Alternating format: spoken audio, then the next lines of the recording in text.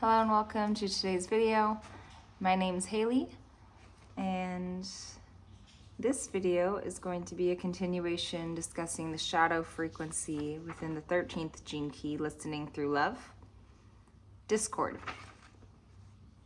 So if you haven't seen part 1 to this video, I recommend watching that prior to proceeding with this video, because we're gonna be continuing where we left off, which is the last thing we talked about, being the frustration that builds when conceptually you understand, okay, this habit, this pattern, this cycle is not serving me. I actually know what I'm supposed to do, but for whatever reason, I cannot actually do it. I can't actually do the right thing or do the healthy thing or do the balanced thing.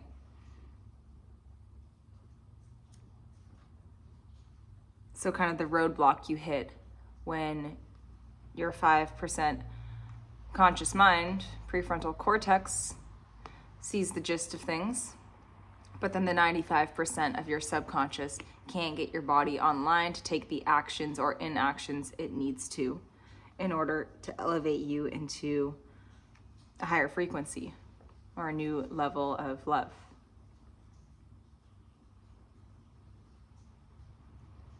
And so this is seen not only within the individual, but also on a global level, Richard Rudd says.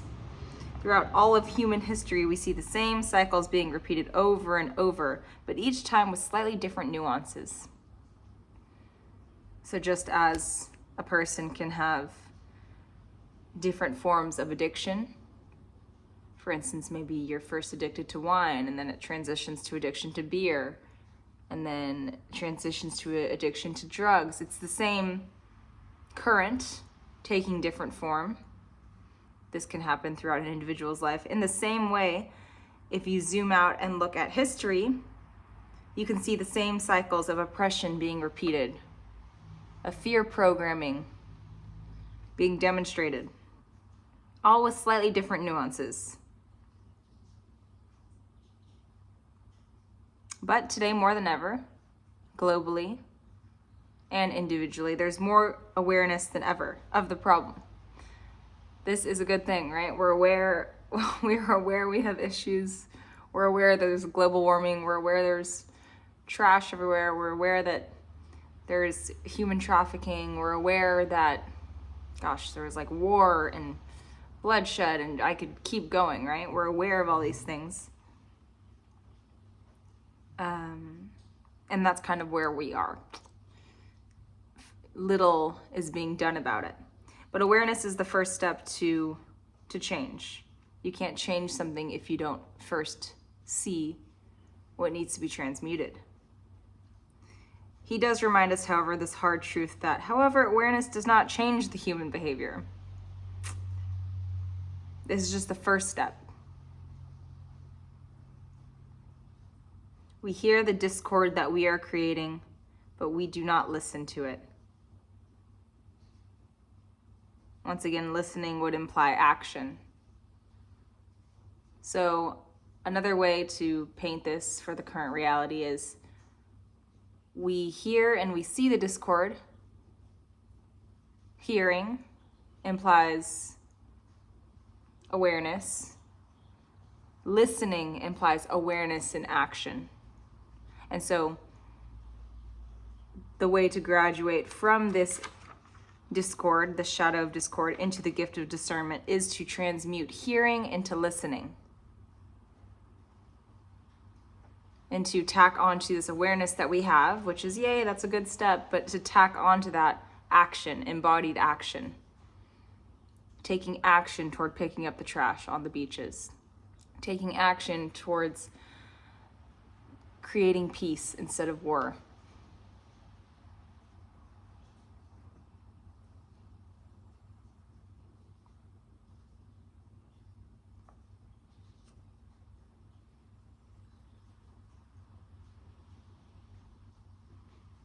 So there's an inability to listen, and this is what keeps us locked in this shadow frequency. The inability to conjure up the strength, the courage to take the action. We know we're supposed to take the action. And okay, so why is this? Why is it that we see the issue? We actually see the next steps, whether again it's individually or collectively, yet we still choose to just like, whatever.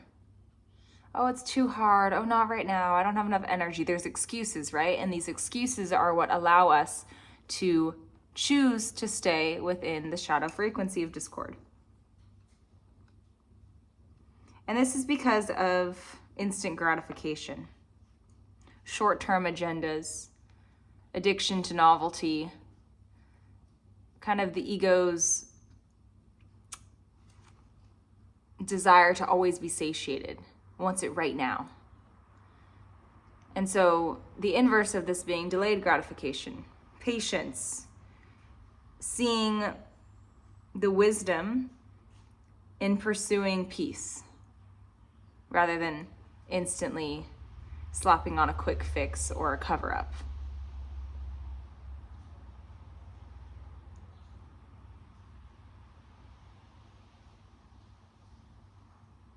And this is ironic, right? Because if you who's watching this is an ego, which you probably are, because we all need one of those to be localized on Earth, then you know just how quickly you can literally attain what you think you want, whether that's a job or a new girlfriend, or sleeping with someone you think is hot, whatever, drinking alcohol, taking a drug, going shopping. You can actually get what you think you want. And then as soon as you have it, pretty much instantly, you want something else. Or maybe if it's something big like a Porsche, it satiates your egoic desire for a few days, few months. But at some point, this is a ticking time bomb. And this is, I guess I should say, the operation of the ego. It is always eating more, always wanting more. This instant gratification and short-term agenda keeps building. It never really ends. And so to move into delayed gratification, into the gift frequency of discernment, is actually the more intelligent thing to do. Because true satiation implies that once you eat it, once you attain it, once you have it, it keeps you full. It keeps you happy. It keeps you content. Whereas it's very simple to see that these short-term agendas don't actually give us what we actually want, which is the feeling of satiation. Is that a word, satiation? I think it is. And so with this knowledge, okay, so it's like, why am I saying all this? The reason I'm saying all this is because our inability to listen, to take action, is because we think we want things now, more. But if we're to zoom out and for a second just pause and realize that this cycle of chasing our own tail, once you get it, you want something else, once you get it, you want something else, never really ends. This pause allows wisdom to flourish, an individual to consciously say, you know what, I see this trick for what it is, and start to willingly, wantingly practice delayed gratification. Practice taking action. So this starts to kind of boil up a motivation within the individual, and then that bleeds out into the collective. So the first contemplation of this video being, what is something, let's just start with on an individual level, because this will reflect out there and seems a little less daunting, right? So I, as an individual watching this, what is something I currently am thirsty for, hungry for? I think I really need it. Whether that's the new Chanel bag or the new post on Instagram for everyone to like, or maybe you really want to go see this new movie in the theater, whatever it is. Something that your ego keeps telling you that you need in order to attain happiness, wealth, success, admiration, etc. Identify that. Get really clear on what that is, and then zoom out and look at this big picture. Can I see this instant gratification, this short-term agenda for what it is? And then I invite you to really sit with that. So let's just use the example of, say you want a brand new Porsche. Okay, really ask yourself, why do you want the Porsche? Okay. And at first, shallow reasons. Well, because it's cool, because it's the new model, because my best friend has it and I want to twin with him, whatever. But then, oh, that was a lightning strike. Yes, but then as you keep answering that, you'll say, well, I want the Porsche because I think it's going to make me look cool. It's going to make me feel cool. I want the Porsche because, it's expensive and it'll make me look successful. I want the Porsche because it goes really fast and I like the feeling of going really fast. It gives me like a thrill. And so as you keep answering this question, you realize you don't actually want the Porsche. You want the feeling of thrilling sensation and adrenaline pumping through your blood. You want the admiration of others. You want to feel intellectual and successful and content and happy and elevated. And so taking your desire, asking yourself why you want it, and then deriving the feelings that you think you'll get from attaining the Porsche is super important because it helps you zoom out and realize there's other ways to generate adrenaline, thrill, success, happiness. You can actually do that with your eyes closed or open, sitting in meditation. Whether you choose to do that part or not is up to you. The whole activity is up to you, obviously. But yeah, I think it's a nice way to zoom out and start to listen to yourself and your desires.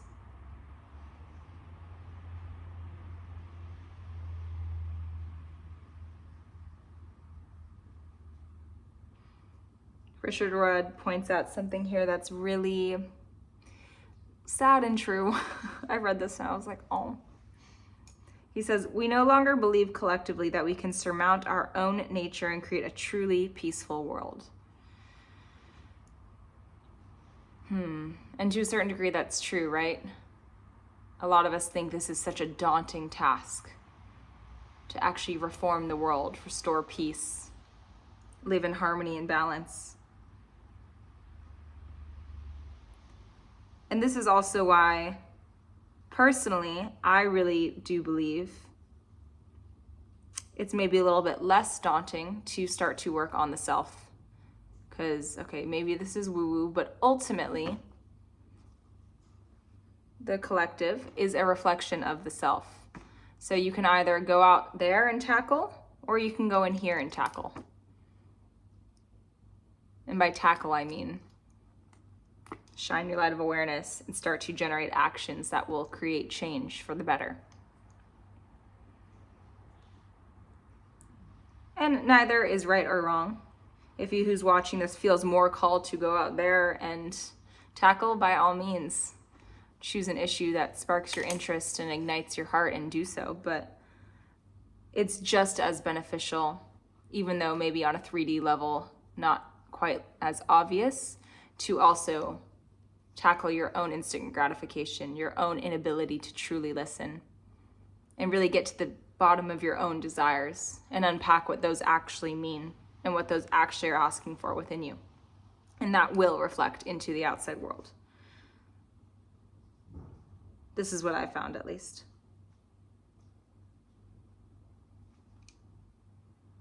Nature is preparing for a new kind of human being. Okay, carry on. He's saying Gaia, Earth, Mother Nature will create a giant leap, a quantum leap. Nature will create a human in whom the art of listening will no longer have to compete with raw desire. Okay, what does that really mean? This new human has the art of listening not only intact within them, but it's who they are. It's no longer competing with the desire, with the instant gratification, with the now, now, now, now, now. It knows how to pause, listen, step back, assess the whole program, and then proceed in a way that's loving for not only the self, but also the collective. So essentially, he's saying that nature is preparing for a new kind of human being that is heart-centered, service-oriented, truly loving. And he points out something interesting here, that desire and listening are in a battle with each other. And this battle is going to cease and listening will prevail. So this also points to the current paradigm where desire and listening are fighting each other. And most of the time our desires win, right? They trump listening. The instant gratification takes over. We keep failing to see the pattern, the cycle, that the ego always, always, always just wants more and more and more. The art of listening that will be installed in this new human creates the pause. And the pause is what allows the person to step back and see the whole picture. Not just ravishly go after what it wants now.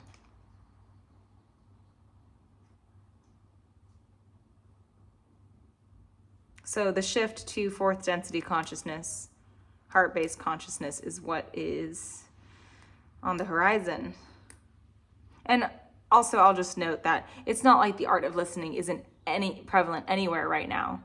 I definitely know people that are great listeners, people that actually hear what I say and take action towards that. And I'm very lucky to know people like that. I myself try my best to practice that art of listening. I like how he calls it an art, because it really is. Just as someone practices painting and becomes a skilled painter, you too can practice listening and become a skilled listener. And so second, not really contemplation, more of an activity, is how can I today, as I move through my day, or say you're going to bed, how tomorrow can I move through my day in a way that is really listening to my environment? And listening is not as simple as literally listening to what someone says as they're talking to you. That also works. But also listening to your body. For instance, when you're hungry, instead of being like, oh, it's not convenient right now, there's no food around, I need to finish this work that I'm doing. Can you listen to your body and go feed it? If the body's tired, can you listen to that and let me take a 10-minute meditation, close my eyes, or lay down. Listening to the cues that your own consciousness gives you, as well as listening to others and your environment. I mean, the art of listening even looks like, oh, I observe there's sun outside. I can see my body likes the sun. I'm going to listen to the entire picture here and go and sit in the sun for a bit. That's the art of listening demonstrated as well. So how can I listen today in a way that's maybe more unique and creative than just the first thing that comes to my head when I think of listening?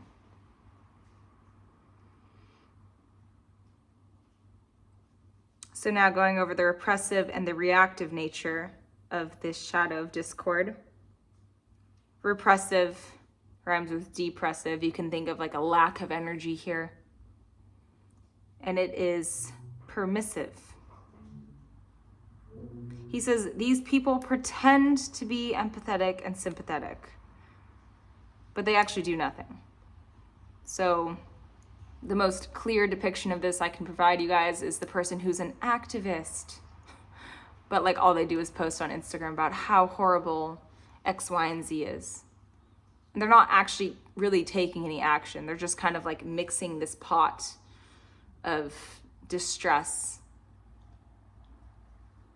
spreading awareness. Okay, yeah, but what's the point of spreading awareness if you're not taking action? So this type of person is permissive, embodied within this shadow of discord and their repressive nature.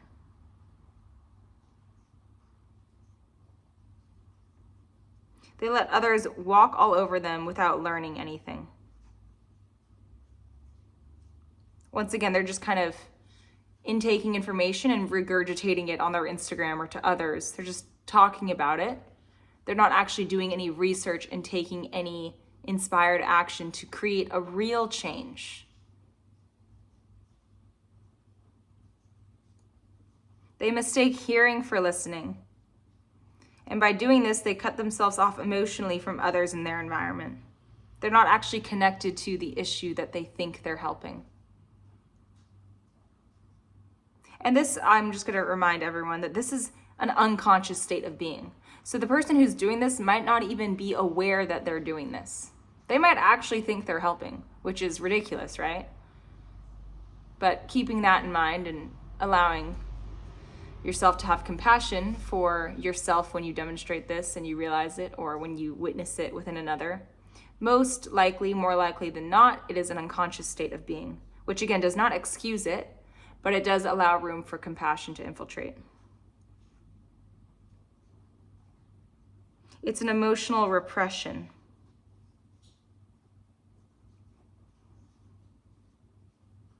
And then on the flip side of this, we have the reactive nature of narrow-minded. Reactive, you can think of frenetic, anxious, lots of energy, but negative energy. Narrow-minded. Before I even read this, I just think of someone who literally doesn't have that ability I talked about earlier to pause, listen, expand the consciousness, and see everything for what it is, see the ego chasing its own tail. This person doesn't have that ability. They're just here. They don't know how to extend and look in the periphery.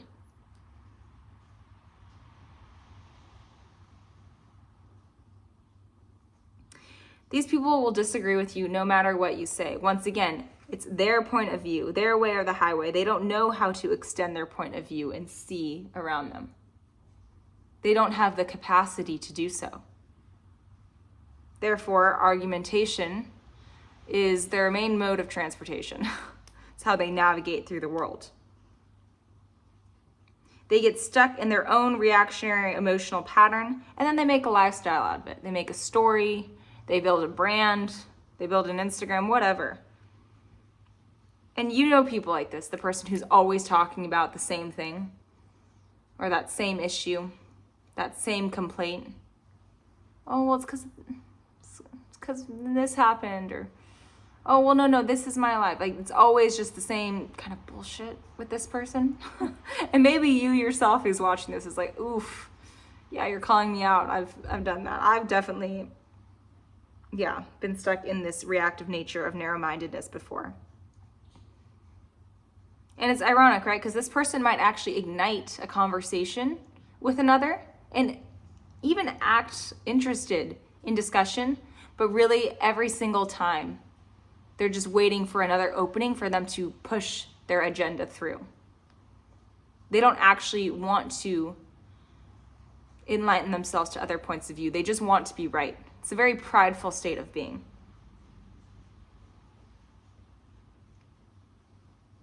These people are literally unable to see beyond their own limited desires, and they're filled with pessimism.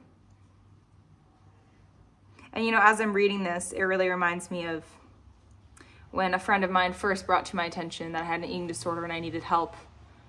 I was like, you're wrong. I was like, I don't. And also, even if I did, there's no way to get help. And I would argue with her. I'd argue with any of my friends that told me. And I just wanted to be right. Even my doctor, I'd argue with my doctor, which is ridiculous, obviously. The holistic doctor, the Western doctor, the acupuncturist, all of them. I just wanted to be right. I was locked in my own pessimistic story. And so this also usually is tied to an emotional addiction as well.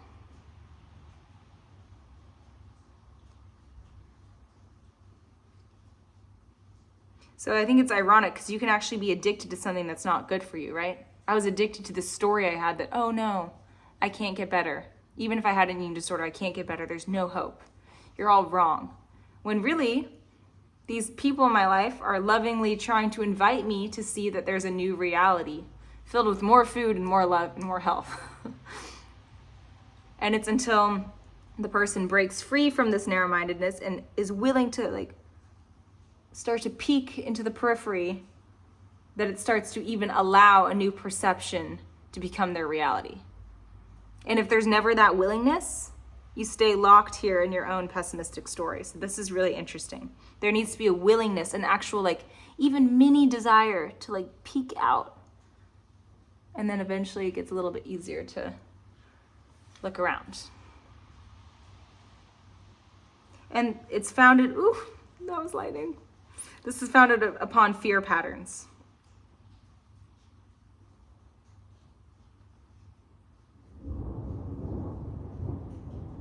So the reason the person is narrow-minded is because they're so drenched in fear. It's all they know. Once again, I can attest to this. Just so filled with fear. Inside the body, everywhere you look, you're projecting that fear. And this is why an individual that is acting in this reactive nature of narrow-mindedness acts in such kind of a odd way. And once again, understanding both within the repressive and the reactive nature that there's like an unconsciousness here, right? The reactive nature is acting out of fear. They actually are scared. The repressive nature actually is not aware of what they're doing. They think they're doing the right thing. And seeing both of those really helps the individual that's witnessing a person embodying this shadow frequency have compassion. I get it. Amy's just really, really scared, which is why she's always arguing. Again, that doesn't excuse her being so like, but it does help me understand when I converse with Amy, she's speaking from fear. So the best thing I can do, instead of argue with her or try to force her to see my point of view, is just send her some love. I can actually teach Amy how to listen by listening to her. By hearing what she says and not reacting in the fear that she thinks she's going to receive. Showing her a new way of being. So the best way to teach listening is learn listening. The best way to teach an individual how to listen is to start listening yourself. That was a little tongue twister at the end. But yes, that is all for the 13th shadow of discord. Stay tuned for the gift of discernment. I will see you guys soon. Hey guys, thanks again for tuning in with me for this Gene Keys episode.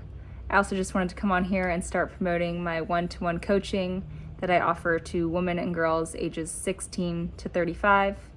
If you've followed me on Instagram for a while, you might be a little bit familiar with my story. I was a model in New York City for 5 years, and in that time frame, I did quite some damage. I developed a really severe eating disorder, body dysmorphia, chronic anxiety. Oh my gosh, I couldn't even go out to dinner without thinking about how much calories, how much I'd have to overwork out in order to compensate for what I was eating. All of those issues led to quite a depression and turned into PCOS, and I also lost my menstrual cycle for over 5 years. All of this amalgamation of issues led me to soon realize that something needed to change. I went through much work. Many people helped me to get to where I am now. And I'm so thrilled to say I'm living such a more abundant life, and I don't feel zapped and drained and fear of judgment anymore like I used to. I would love to offer what I've learned through my own embodied experience, the meditative techniques that have gravitated toward me, and the own verified games that I've made up and curated to help you walk home to more of you and who you really are, so that all of these things can stop draining your energy. You know, all the constant comparison to others and to people on Instagram, all the over-analysis about working out and what you're eating or what you look like. All of these things are not what life's about, as cheesy as it sounds. And I would love to help you come into more unity with you if you struggle with any of these things and you're a woman or girl between the ages of 16 and 35. So feel free to reach out to me if one-on-one coaching sounds resonant. You can feel free to DM me through Instagram or contact me via email, both of which will be left below in the description box. So much love and aloha to you guys, and I'll see you all in the next video.